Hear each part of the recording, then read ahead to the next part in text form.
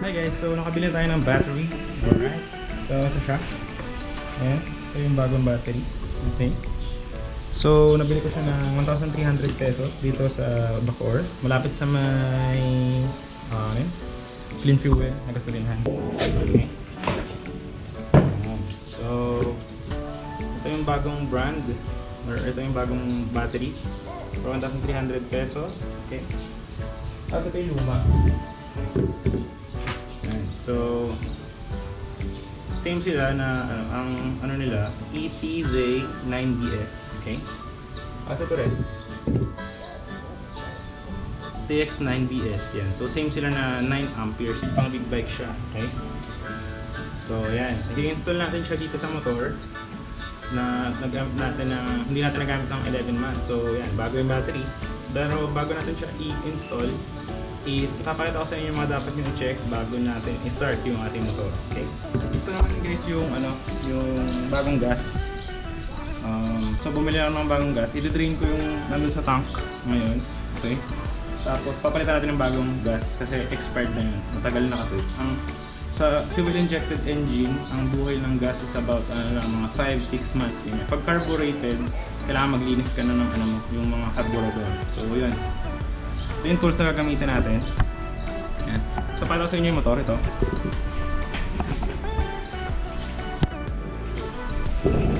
Ayan, kung makikita nyo sa video, ang dami niya ng alikabok. Ayan oh, kita sa video. So ayan, tinanggal ko yung battery ito. Ayan. Hindi natin siya ilalagay. So ang dami na, may mga ipot pa. Ayan. So panay alikabok na talaga siya. Yan yung itsura ng motor natin. So dito natin i-drain yung gas. Mamaya, papakita ko sa inyo kung paano siya i-drain. Yan. Okay, panay alikabok siya guys. Inaagi mo na nga. Ayun. Yan. Okay.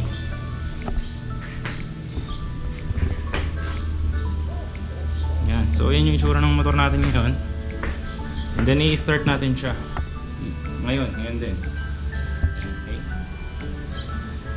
May siya alikabok.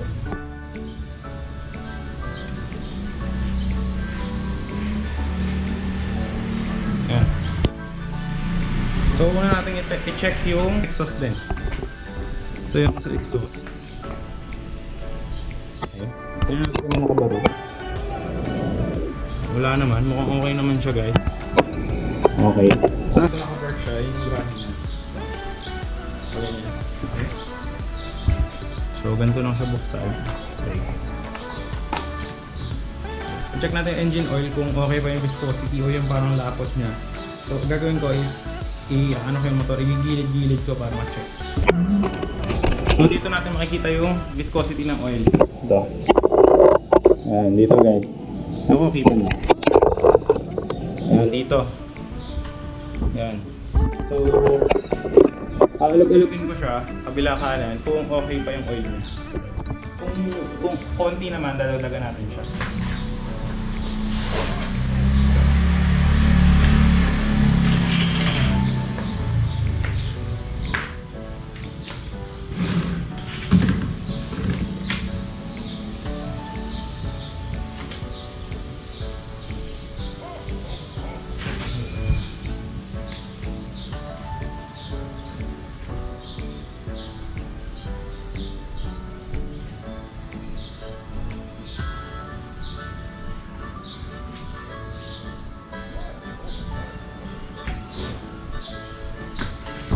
So mukhang okay naman yung oil guys. Hindi naman siya kailangan dagdagan. So okay naman yung viscosity niya. Hindi naman masyadong malapot or parang na-stuck. So good sa inyo na mai-start natin siya naman. So ngayon naman guys, ipapakita ko sa inyo yung pinaka-easy na pag-drain ng gas sa motorcycle tank or pwede rin sa kotse. Ayan. So ngayon gagawin natin is bubuksan ko to. Ayan. And then yung masasala natin na gas, is ipapasok natin dito. Ito siya lalabas. So yun guys, panoorin natin kung paano ko siya i-drain. And sisip-sipin ko siya, pero bago pa tumama sa dila ko yung gas, kailangan ilaglag na natin siya dito sa ilagay. So yan, gawin na natin. So ito guys, ang susi niya, buksan lang natin. Puro agyo na siya. Okay. Tapos ito guys, yan, ito gagamitin natin. Dito natin ilalagyan. So, itusok natin siya dito, malalim. Okay. Yan lang. Ayan.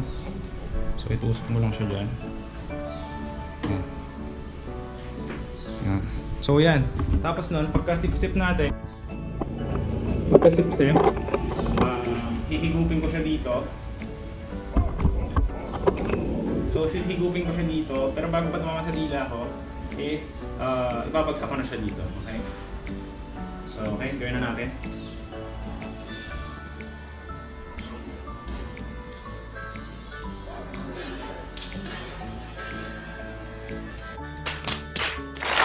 Oh my God!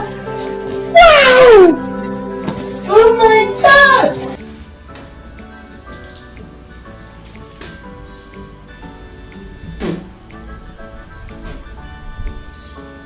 Yan guys, so nag-ano na yan. Tuloy-tuloy lang yan. So yan guys, hayaan mo na yung gravity na umubos ng gas dito sa tangke. Yan, kita mo. So yan, i-drain na natin yung lahat ng gas. Ayan lang natin. Tapos ikakargahan natin siya ng bagong gas para sure na malinis yung mga susunod ng engine natin na gas. Yan, paghalo natin ng bagong gas, goods na yun, wala nang problema. Yan, pakabos na. Tayin lang natin siya guys. Yan, malapit na. Yan, ubos na. O yan guys, ubos na yung gas na nakuha natin. Yan. So wala na laman yung tangke. And that's the time na lagyan na natin siya ng bagong gas. Yung binili natin sa gasolinahan kanina.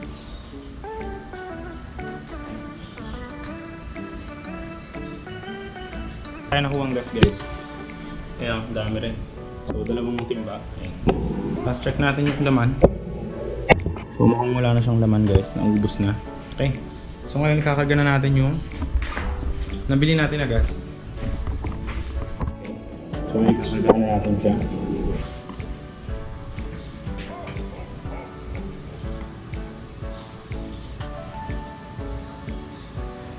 And so pulang-pula to guys, 95 octane. Ayan, so bagong gas yan. Isang litro lang yung binili ko. Okay. Ayan. So okay na yung gas natin, bago na yan.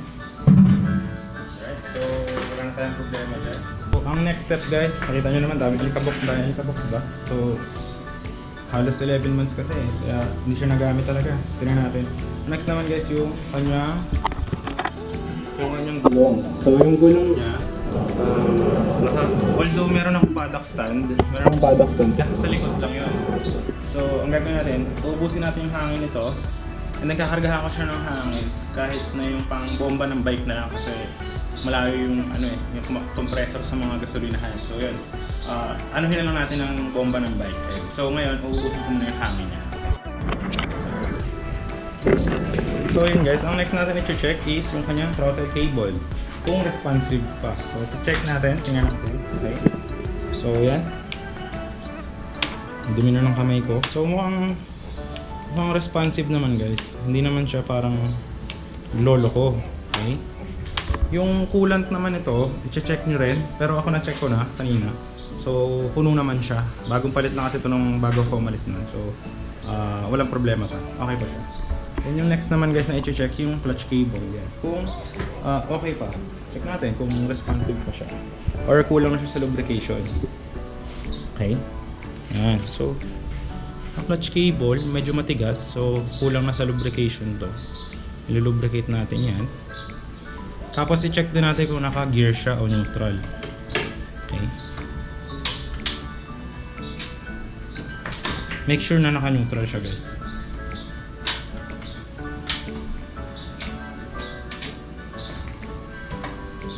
Yan, so naka-neutral na yan. Tapos check din natin yung mga chain niya. Yung mga chain, yan. Okay naman lahat. I-check din natin yung kanyang yung brake fluid kung meron pang laman. Kung baka natuyo ay.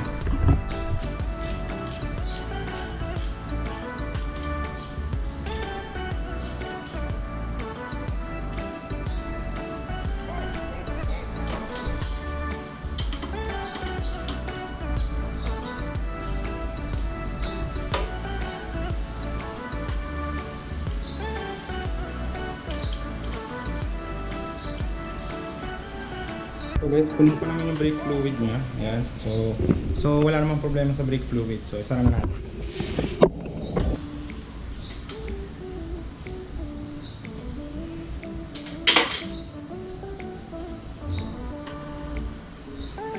So okay naman yung brake fluid guys. So mukhang okay naman na siya i-start. Okay naman yun. Wala namang problema. Tapos make sure pala na yung brake nyo, itong mga foot brake yan, make sure na i-bleed nyo para pagka bumrake kayo, nag-test ride kayo, is tawag nito, sure na safe kayo, may brake. So yun, okay naman yung mga brake, gumagana. So next natin gagawin, yun, naayos na natin yung mga gulong, okay naman. Tapos naayos naman natin yung sa gas, natanggalan natin yung luma, na-check naman natin yung oil, kung yung viscosity is ayos naman. Okay naman yung mga clutch and throttle cable. So ngayon install na natin yung battery, tapos bukan natin siyang i-on.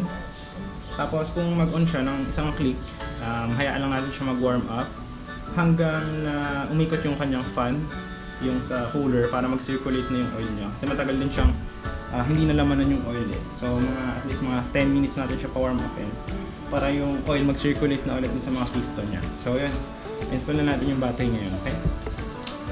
So ito guys yung bagong battery natin. So ito na guys yung ating bagong battery. Install natin siya doon sa loob. Kailangan nyo lang naman yung screwdriver. Ayan. Tapos yan, ito siya yung, ang tatak nito is BD Mototech. Motec, siya, Japanese brand siya. Ayan. So okay, check natin kung okay naman siya para sa 1,300.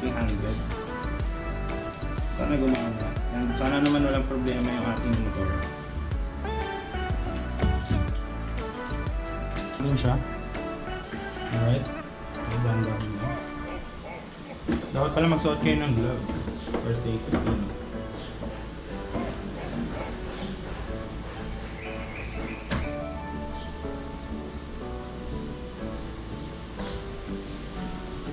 Ayan. So yan, pag na-install mo na siya dyan.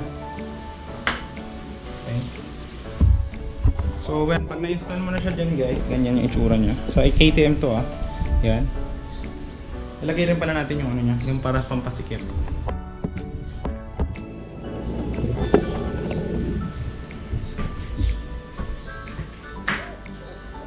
So ito yan guys, yung sinasabi ko, para mag-lock siya.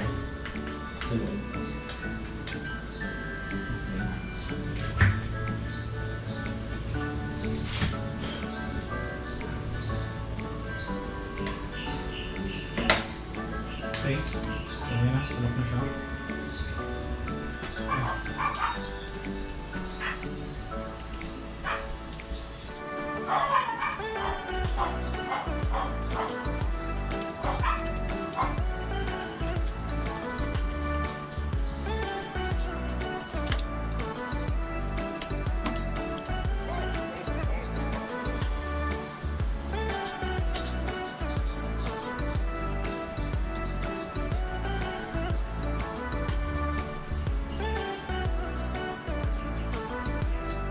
So ganyan, meron siyang parang stopper doon dito sa likod, kita nyo ba?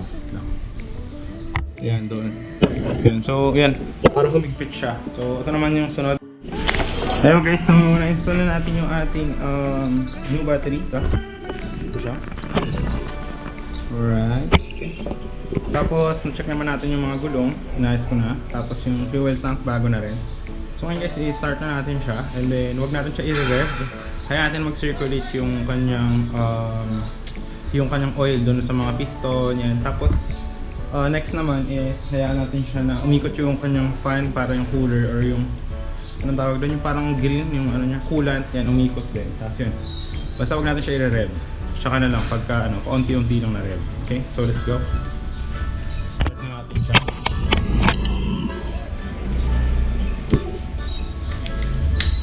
Ayan guys, mag-i-start kaya siya. Ayan na guys. So kinakabahan ako guys. So after 11 months, ngayon ko lang siya may start. So mukhang okay naman yung mga lights. Ayan guys.